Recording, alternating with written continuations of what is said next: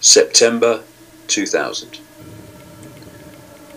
That was the month when an organization in America called the Project for the New American Century produced a document demanding that the United States fight, quote, multiple theater wars to regime change country after country. The countries they listed included Iraq, Libya, Syria. Who were these people? Well, they included Donald Rumsfeld, who a few months later would come to power with the Boy Bush administration as Defense Secretary. They included Paul Wolfowitz, who became Deputy Defense Secretary. This process of transformation they were calling for, in other words, this regime change of country after country with multiple theatre wars, would be slow in happening. Absent, this is the quote, absent some catastrophic and catalyzing event like a new Pearl Harbor. 17 of the project's participants would later take positions in the next White House administration.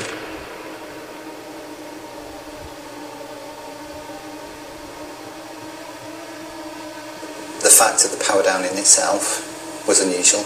The fact that there were visitors to the tower, many in overalls, like engineers of some kind, wandering around the floors, carrying toolboxes and cables and so on. At the time, wasn't suspicious of it, didn't think anything of it. You're going to see two big bold numbers. It says BB18.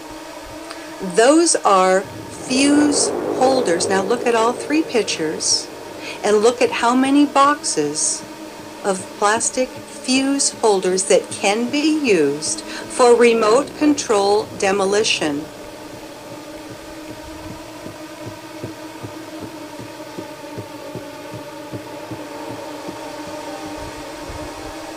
But it will explode only when fused.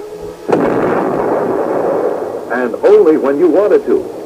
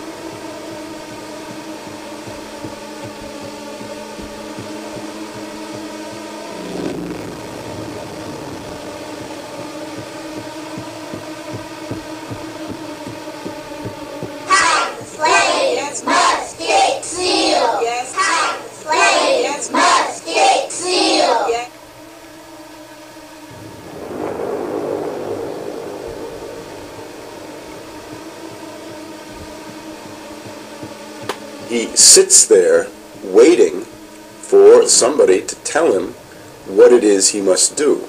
He is not an active president. He doesn't call for telephones. He doesn't issue a parade of crisp orders. He doesn't say, scramble every fighter, bring down all planes, close the borders, go to red alert. Nothing of the kind. He sits there, and we know that his press secretary, Ari Fleischer, is in the back of the room holding up a big placard saying, don't say anything. This is obviously not a president. This is a puppet. This is a figurehead. This is a ceremonial figure, if you like. He simply doesn't know what to do. He's got to be told what to do. But you can go back to the war. How do you impeach a president for starting a war that John Kerry, Hillary Clinton, and the Democratic majority supported? Well, I wouldn't impeach him for that. I'd impeach him for sitting there for 7 minutes on 9/11 when he was told the country was under attack. You would impeach the president for sitting there waiting for direction from his security people? Waiting for direction? What direction was he waiting for? What did you expect the President of the United States to do? Jump up and run out of the classroom? Oh my God, we've been hit, we've been hit. Yeah, listen to yourself. Listen to yourself. A president in the nuclear age, Joe, the nuclear age, when missiles can reach us in an hour or less, is told the words, the country is under attack. He's not told what kind of attack, whether it's nuclear, who the attacker is. But in the case of Bush, despite the fact that one Secret Service agent says we're out of here, they don't move him. He stays there. Somehow that impulse is overridden. The standard operating procedure is abandoned, and Bush is essentially left there as a sitting duck. The invisible government, the coup faction or putsch faction behind 9/11 is in the federal government, but they don't issue engraved invitations to their terrorist actions. They confront somebody like Bush with a fait accompli.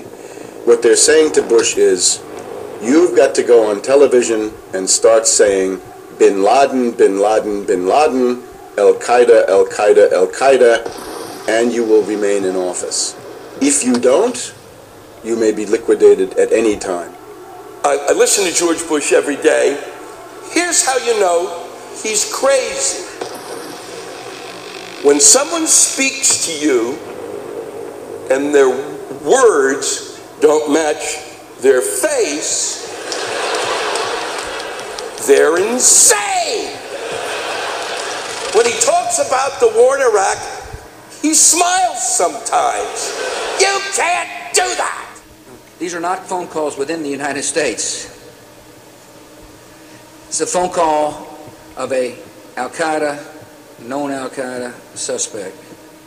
They're so caricaturish that they seem like characters in a movie, like a bad action movie. I mean, you think about what you've got. You got Donald Rumsfeld and Dick Cheney, two people arguably forged in the center of the earth. I mean, they're fucking straight up evil. A whole bunch of them. Wolfowitz. I mean, that guy just looked like a demon. You know?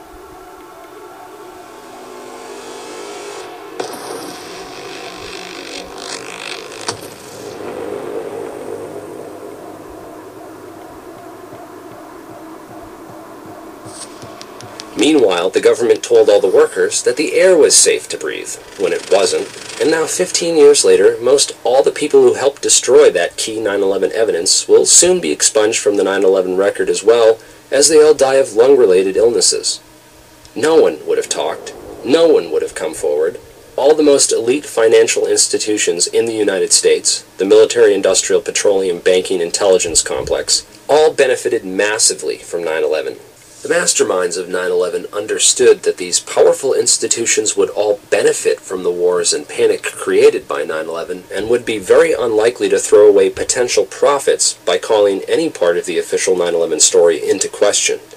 Moreover, these institutions own and control the mainstream media and have been using their influence for the past 15 years to condition the American public against any alternative views of 9/11. Filled the debate with conjecture, disinformation, and nonsense. He said, after the recent attacks which the U.S. has witnessed, the U.S. government ventured to point fingers at me, accuse me of involvement. The U.S. government has consistently blamed me for being behind every occasion its enemies attack it. I would like to assure the world that I did not plan the recent attacks, which seems to have been planned by people for personal reasons.